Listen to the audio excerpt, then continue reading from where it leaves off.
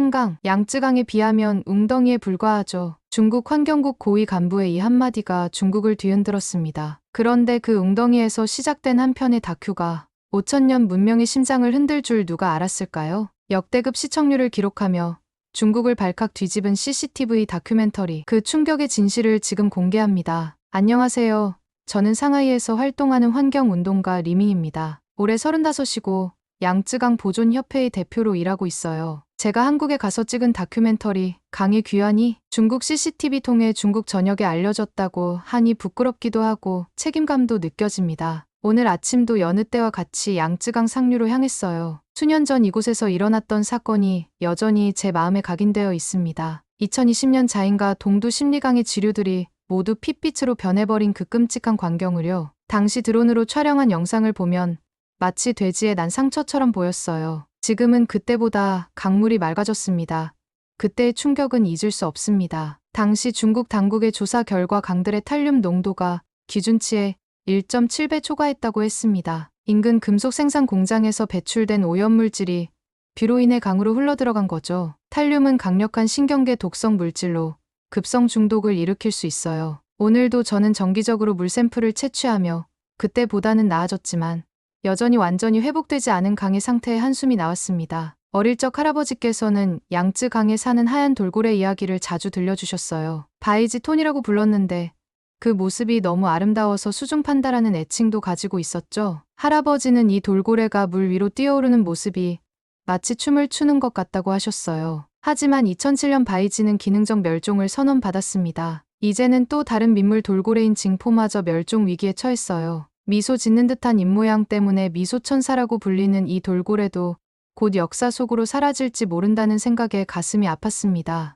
양쯔강은 길이가 6,300km 달하는 아시아 최대 강이었고 우리는 어머니의 강이라 부르며 자랑스러워했습니다. 그런데 이제는 공장 폐수와 생활 오염 물질로 인해 병들어가고 있어요. 중국 정부가 양쯔강 보호법을 제정했지만 이미 심각하게 훼손된 생태계가 법 시행 몇 년 만에 완전히 회복될 수 있을지는 여전히 의문입니다. 강물이 붉게 변하는 끔찍한 사태는 지났지만 이렇게 오염된 강의 생태계를 어떻게 완전히 되살릴 수 있을까요? 중국 정부의 조치가 과연 충분할까요? 수천 년 동안 중국인의 삶과 함께 온 이 위대한 강의 미래가 여전히 불확실해 보였습니다. 강변에 서서 이제는 탁한 갈색을 띠는 물을 바라보며 저는 답을 찾기 위해 더 멀리 눈을 돌려야 했어요. 매일 아침 사무실에 들어서면 책상 위에 쌓인 수질 검사 보고서가 저를 맞이합니다. 수치는 나아지고 있지만 그 속도가 너무 느려요. 때로는 오히려 악화되기도 하죠. 매일 같은 자료를 보며 무력감을 느끼던 어느 날이었습니다. 제 동료 왕린이 흥분한 목소리로 사무실에 들어왔어요. 스마트폰을 들고 있던 그녀는 제게 이메일 하나를 보여주었습니다. 한국의 환경단체가 개최하는 도시 하천 복권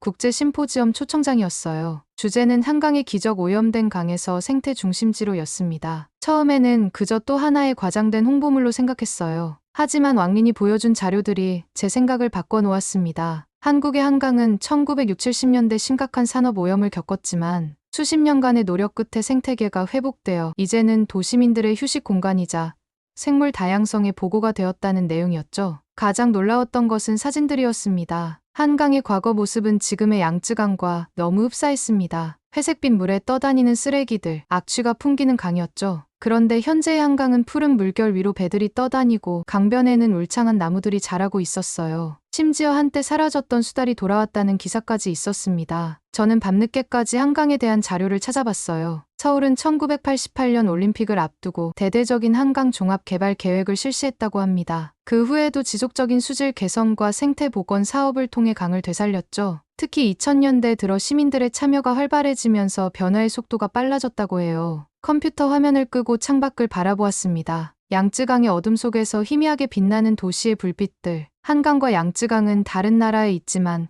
같은 아시아의 강이에요. 중국도 할 수 있지 않을까요? 한강의 성공 사례가 양쯔강에도 적용될 수 있을 것 같았어요. 그런데 한국 방문을 고려하던 중 중국 SNS에 퍼진 글들이 눈에 들어왔어요. 한국은 중국인을 싫어한다. 중국인 관광객이 한국에서 차별받았다는 내용이었죠. 중국 내 혐한 정서가 점점 커지고 있었고 많은 중국인들이 한국 방문을 꺼리고 있었어요. 저도 솔직히 걱정됐습니다. 환경 전문가로서 가는 것이지만 한국에서 차가운 시선을 받게 될까봐 두려웠죠. 그럼에도 불구하고 양쯔강을 살리기 위한 해답을 찾고 싶었어요. 한강이 진정으로 변화했다면 그 비결을 배워와야 했습니다. 몇 날 며칠을 고민한 끝에 저는 결심했어요. 한국 서울로 떠나기로 한 겁니다. 아무리 어려운 문제라도 배우려는 자세만 있다면 해결책은 찾을 수 있다고 믿었거든요. 왕린에게 연락해 함께 가자고 제안했습니다. 처음에는 망설이던 그녀도 결국 동의했어요. 서울행 비행기표를 예매하며 저는 양쯔강과 한강이 만들어낼 새로운 이야기를 기대했습니다. 인천국제공항에 도착했을 때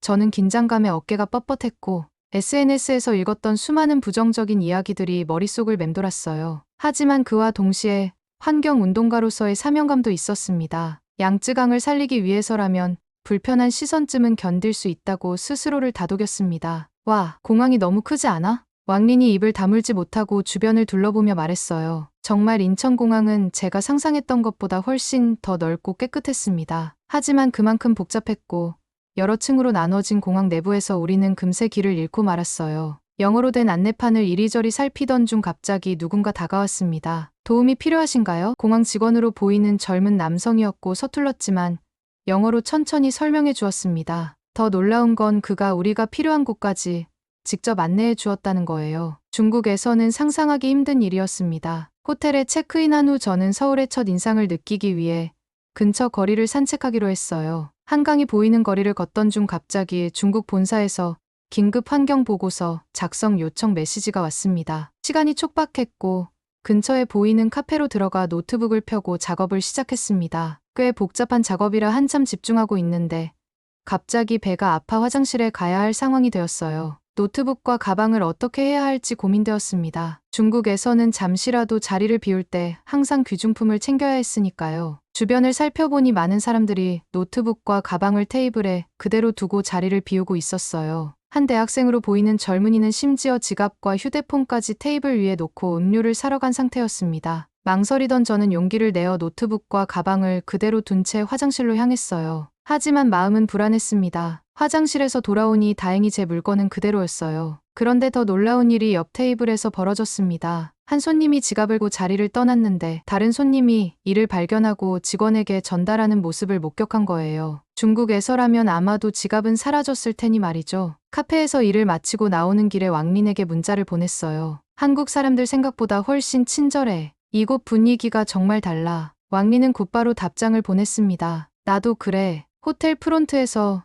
중국어로 인사해 주셨어. SNS에서 본 것과 너무 달라. 저녁에 호텔 로비에서 만난 왕린은 여전히 흥분한 상태였어요. 우리는 예상치 못했던 친절함에 대해 이야기를 나누며 내일 한강 사업본부를 방문할 계획을 세웠습니다. 양쯔강과 한강, 두 강의 이야기를 넘어 이제 두 나라의 사람들에 대한 이야기도 함께 알아가게 될 것 같았어요. 서울의 밤 풍경을 바라보며 생각했습니다. 우리가 가진 선입견이 얼마나 쉽게 깨질 수 있는지, 그리고 직접 경험하는 것이 얼마나 중요한지를. 내일 만나게 될 한강, 그리고 그 강을 살려낸 사람들에 대한 기대감으로 가슴이 부풀었습니다. 이 여행이 양쯔강의 미래를 바꿀 수 있을까요? 저는 그날 밤 오랜만에 희망찬 마음으로 잠이 들었어요. 아침 일찍 우리는 한강 사업본부로 향했어요. 택시에서 창밖으로 보이는 서울의 모습은 상하이와 비슷하면서도 달랐습니다. 고층 빌딩들 사이로 보이는 강줄기, 그리고 강변을 따라 조성된 울창한 녹지가 특히 인상적이었어요. 상하이에서는 볼 수 없는 모습이었죠. 우리 양쯔강도 언젠가 저렇게 될 수 있을까? 창문에 얼굴을 바짝 붙인 왕린이 물었어요. 저는 희망적인 대답을 해주고 싶었지만 아직 한강의 역사를 제대로 알기 전이었기에 조심스러웠습니다. 한강 사업본부에 도착하자 정우진 생태보전 팀장이 우리를 반갑게 맞이했어요. 리밍 씨, 왕린 씨, 멀리서 오시느라 고생 많으셨습니다. 한국어에 중국어 인사말을 섞어 건네는 그의 모습에 긴장감이 조금 풀렸습니다. 회의실에 들어서자 벽면 가득 한강의 과거와 현재 사진이 전시되어 있었어요. 1970년대 한강의 모습은 충격적이었습니다. 회색빛 오염된 물, 강변의 쓰레기 더미, 악취가 느껴질 것 같은 사진들이었습니다. 마치 지금의 양쯔강 일부 구간을 보는 듯했어요. 1960년대부터 급격한 산업화로 한강은 심각하게 오염되었습니다. 정우진 팀장이 설명을 시작했어요. 공장 폐수, 생활하수가 처리되지 않은 채 그대로 유입되었습니다. 물고기가 떼죽음을 당했고 악취가 심해 시민들이 강변에 가까이 가기도 힘들었습니다. 그의 설명은 계속되었어요. 1988년 서울올림픽을 앞두고 대대적인 한강 종합 개발 계획이 실시되었고 2000년대 들어서는 생태 복원에 초점을 맞춘 한강 르네상스 프로젝트가 진행되었습니다. 수질 개선과 함께 강변 생태계를 복원하는 작업이 꾸준히 이루어졌다고 해요. 하지만 가장 큰 도전은 2021년 초 한강 하구에서 발생한 물고기 떼죽음 사건이었습니다. 정 팀장의 표정이 어두워졌어요. 겨울철 제설 작업에 사용된 염화칼슘이 빗물에 씻겨 한강으로 유입되면서 물고기들이 떼죽음을 당했죠. 35년 동안 한강에서 조업해온 어부들도 처음 보는 일이었습니다. 더 놀라웠던 건 그 다음 이야기였어요. 2008년부터 시작된 4대강 개발 사업 이후 강은 또다시 위기를 맞았습니다. 2012년 이후에는 녹조가 창궐하고 물고기 떼죽음이 이어졌으며 물새들의 서식지도 끊겼죠. 저는 양쯔강도 비슷한 문제를 겪고 있다고 말했어요. 주변의 공장들, 댐 건설, 선박 교통 증가로 인해 생태계가 심각하게 훼손되고 있어요. 그의 대답은 의외였습니다. 네, 모든 강이 비슷한 문제를 겪습니다. 중요한 건 포기하지 않는 것이죠. 2017년 11월 시민사회의 끊임없는 노력으로 세종보 수문이 열렸고 그 이후 강은 천천히 자연의 리듬을 되찾기 시작했습니다. 왕린이 놀란 표정으로 물었어요. 그럼 한강의 복원이 모두 순탄하게 진행된 것은 아니군요. 정 팀장은 웃으며 고개를 저었습니다. 전혀요. 수많은 시행착오와 실패의 연속이었습니다. 하지만 그 과정에서 우리가 배운 것들이 지금의 한강을 만들었죠. 그의 말을 들으며 저는 양쯔강의 미래에 대한 희망을 조금씩 품기 시작했어요. 한강은 완벽한 성공 사례가 아니라 실패와 도전을 거쳐 지금도 계속 변화하고 있는 살아있는 강이었던 거죠. 그것이 오히려 저에게 더 큰 위로가 되었습니다. 오후에 정우진 팀장은 우리를 여의도 색강 생태공원으로 안내했고 지금까지의 이론적인 내용을 실제로 확인하는 시간이었죠. 차에서 내리자마자 느껴지는 맑은 공기와 새들의 지저귀이 저를 반겼습니다. 이곳은 원래 한강과 안양천을 연결하는 작은 수로에 불과했어요. 정 팀장이 설명했어요. 지금은 서울 도심 속 생태계의 보고가 되었죠. 우리는 나무데크를 따라 걸으며 다양한 수생식물과 곤충들을 관찰했어요. 갈대밭 사이로 날아다니는 잠자리, 물 위에서 노리는 오리들, 그리고 가끔 물속에서 반짝이는 물고기의 모습까지 도시 한복판에서 이런 풍경을 볼 수 있다는 것이 신기했습니다. 더 놀라웠던 건 주말이 아닌 평일 오후임에도 많은 시민들이 공원을 찾고 있다는 점이었어요. 아이들을 데리고 환경교육에 참여하는 부모님들, 자원봉사로 생태 모니터링을 하는 어르신들, 점심시간을 이용해 산책하는 직장인들까지 한강은 서울 시민들의 일상 속에 자연스럽게 녹아 있었습니다. 팀장님, 시민들의 참여가 정말 대단해요. 중국에서는 환경보호를 정부의 일로만 여기는 경우가 많거든요. 제가 감탄하자 정 팀장은 의미심장한 대답을 해주었어요. 사실 처음부터 이렇지 않았습니다. 한강이 변하기 시작한 건 시민들이 강을 자신들의 것으로 여기기 시작했을 때부터요. 그 전까지는 정부 주도의 개발과 복원이 이루어졌지만 한계가 있었죠. 우리는 공원 한쪽에서 진행 중인 시민 생태 모니터링 활동에 참여해보았어요. 자원봉사자들이 물의 pH, 용존 산소량 등을 측정하고 발견된 생물종을 기록하는 작업이었죠. 놀라웠던 건 초등학생부터 70대 노인까지 다양한 연령층이 참여하고 있다는 점이었습니다. 우리는 매주 데이터를 수집해 10년 넘게 지속해온 활동이죠. 자원봉사 팀장인 할머니가 자랑스럽게 말씀하셨어요. 처음엔 몇 명 안 됐는데 지금은 서울 전역에서 300명이 넘는 시민들이 참여하고 있답니다. 어느새 해가 기울기 시작했고 우리는 한강변으로 자리를 옮겼어요. 강변에는 더 많은 사람들이 모여 있었습니다. 텐트를 치고 소풍을 즐기는 가족들, 자전거를 타는 연인들, 러닝을 하는 시민들까지. 한강은 그야말로 살아있는 도시의 심장 같았어요. 남산타워가 보이는 지점에 도착했을 때 저는 잠시 걸음을 멈추고 서울의 전경을 바라보았습니다. 고층 빌딩 숲 사이로 푸른 띠처럼 이어지는 한강의 모습이 너무나 아름다웠어요. 서울은 한강을 중심으로 숨쉬고 있었고 시민들은 그 강을 사랑하고 있었습니다. 왕린이 제 생각을 읽은 듯 말했어요.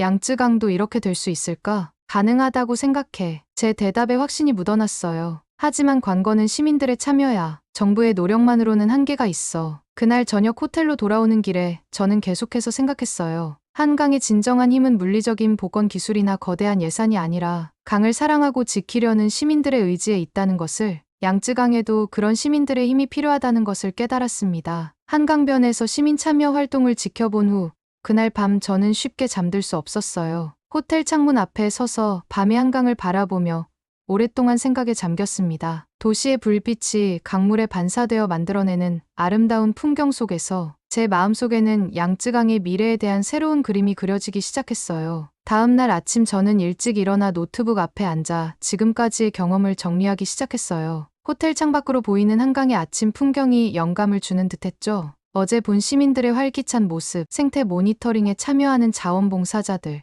강변을 자신들의 일상 공간으로 사랑하는 서울 시민들의 모든 것들이 머릿속에서 하나의 그림으로 모이기 시작했습니다. 왕린, 나 뭔가 깨달은 것 같아. 아침 식사를 하며 말했어요. 양쯔강 복원에 필요한 건 단순히 기술적인 해결책이 아니야. 왕린은 호기심 어린 눈으로 저를 바라보았어요. 그럼 뭔데? 생태계에 대한 새로운 관점이야. 강을 단순한 수자원이나 교통로가 아닌 살아있는 생명체로 보는 거지. 정우진 팀장과의 마지막 미팅에서 저는 제 생각을 더 구체화할 수 있었어요. 그는 한강 르네상스 프로젝트의 철학을 설명해 주었죠. 강은 단순한 물길이 아니라 도시의 생명선입니다. 우리는 한강을 길들이려 하지 않고 강의 자연스러운 흐름을 존중하기 시작했어요. 콘크리트 제방을 자연형 호안으로 바꾸고 물고기가 오갈 수 있는 어도를 만들고 철새들의 쉼터를 복원했죠. 그의 말 한마디 한마디가 가슴에 와닿았어요. 특히 인상 깊었던 건 자연과의 공존이라는 개념이었습니다. 한강 복원은 단순히 수질을 개선하는 데서 그치지 않고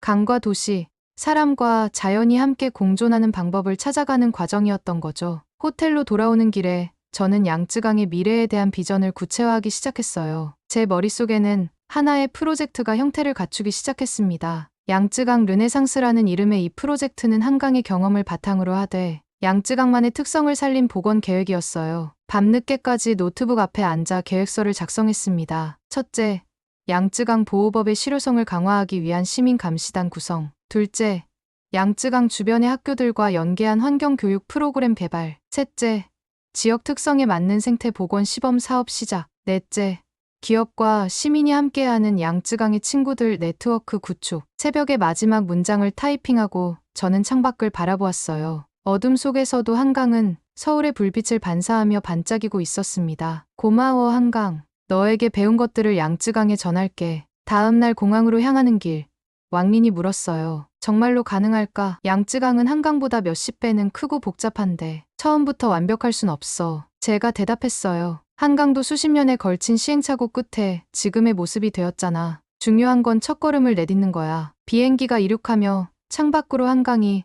점점 작아지는 모습을 보았어요. 하지만 제 마음속에서 한강의 교훈은 오히려 더 선명해지고 있었습니다. 상하이로 돌아가는 내내 저는 양쯔강 르네상스 계획을 더욱 구체화했어요. 중국에 도착해 가장 먼저 한 일은 양쯔강 보존협회의 임원들을 소집한 것이었습니다. 저는 한국에서의 경험과 새로운 비전을 열정적으로 설명했어요. 처음에는 회의적인 반응도 있었지만 구체적인 사례와 사진들을 보여주자 점차 공감대가 형성되기 시작했습니다. 이밍의 계획을 정부에 제안해보자. 회장님의 격려에 저는 새로운 희망을 품었. 한강에서 받은 영감이 이제 양쯔강의 미래를 위한 실질적인 행동으로 이어지기 시작한 순간이었습니다. 양쯔강 르네상스 계획을 양쯔강 보존협회 임원들에게 발표한 지 한 달이 지났어요. 제 예상보다 반응은 훨씬 긍정적이었고 협회는 곧바로 정부 환경부에 이 계획을 공식 제안하기로 결정했습니다. 하지만 계획을 구체화하는 과정에서 많은 기술적 문제들이 떠올랐어요. 한강과 양쯔강은 너무나 달랐거든요.